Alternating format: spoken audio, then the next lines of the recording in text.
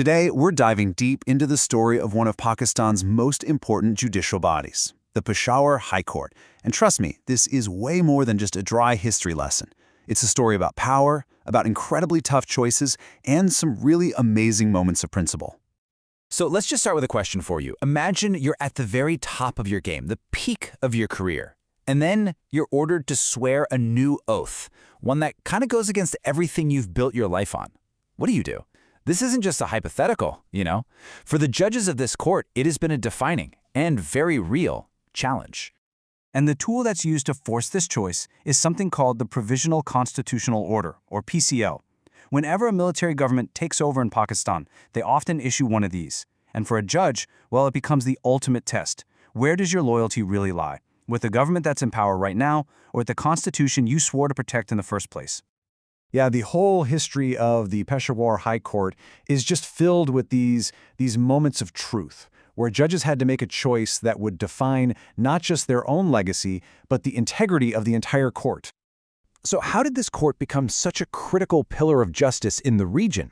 Well, its story starts more than 100 years ago. And to really understand where it is now, we've got to look at where it came from. The whole journey kicks off way back in 1901 with just a single judicial commissioner. Then, by 1956, Pakistan's first constitution makes it official and establishes the High Court, giving it some serious constitutional authority. And just recently, in 2018, its reach expanded into the former tribal areas, which was a huge step toward having one unified legal system for everyone in the region. And what kind of powers are we talking about? Well, the Constitution gives the court this immense authority to protect the rights of citizens against, well, pretty much anyone, including the government itself. Okay, now take a look at this. It's a lot, right? This is Article 170 from the 1956 Constitution, and it's just packed with dense technical legal terms like habeas corpus and certiorari. It looks intimidating, I know, but hidden inside all that jargon is the power to literally change people's lives. So what does all that legalese actually mean? Let's break it down. In simple terms, the court can protect your fundamental rights. It can order the release of someone who's been locked up illegally. It can even force a public official to actually do their job.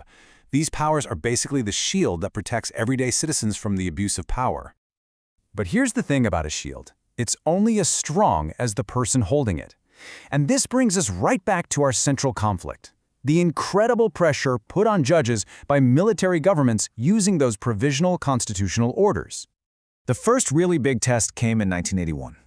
When faced with the PCO, two judges from the Peshawar High Court, Muhammad Daud Khan and Karimullah Durrani, they just refused. They would not take the new oath. They chose the oath they originally swore over their careers. Then you fast forward to the year 2000, and the choice was just as stark. You had some judges who believed their original oath was sacred, totally unbreakable. And then you had others who felt that taking the new oath was, a practical choice, a necessity to keep the courts from grinding to a halt. And the numbers, they tell a really powerful story. Only 2 judges refused to take the oath. 10 decided to take it. I mean, that decision completely split the bench, and it set a huge precedent for what was still to come. But the most dramatic test of all was still on its way. November 2007. Another state of emergency, another PCO, and another moment of reckoning for the judges of the Peshawar High Court. And you can just see the division so clearly here. Once again, a small group stood on principle. You've got 3 judges who refused the oath, while 8 accepted it. You can almost feel the immense pressure they were all under and the difficult, very personal choice each one of them had to make. So after all that turmoil, how has this history shaped the court that we see today? Let's take a quick look at how it's made up right now. Today, the Peshawar High Court is authorized to have a total of 30 judges. I mean, that's a massive leap from that one single judicial commissioner all the way back in 1901. Now, of those 30 authorized positions, 21 are currently filled, which means there are 9 seats vacant. And this makeup, right here, it directly impacts the court's ability to hear cases and deliver justice all across the province. At the top, you have the current Chief Justice, Syed Muhammad Atiq Shah. He's scheduled to serve until he retires in 2030, which should provide some really stable leadership for the court over the next few years.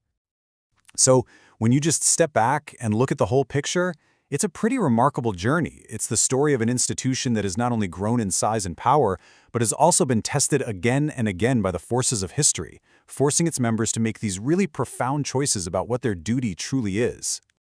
And that leaves us with one final big question to think about. The story of the Peshawar High Court really forces us to ask, what's the true foundation of justice? Is it the complicated text written in a constitution? Or is it the individual conscience of the judges who have to choose to defend it, sometimes at a great personal cost?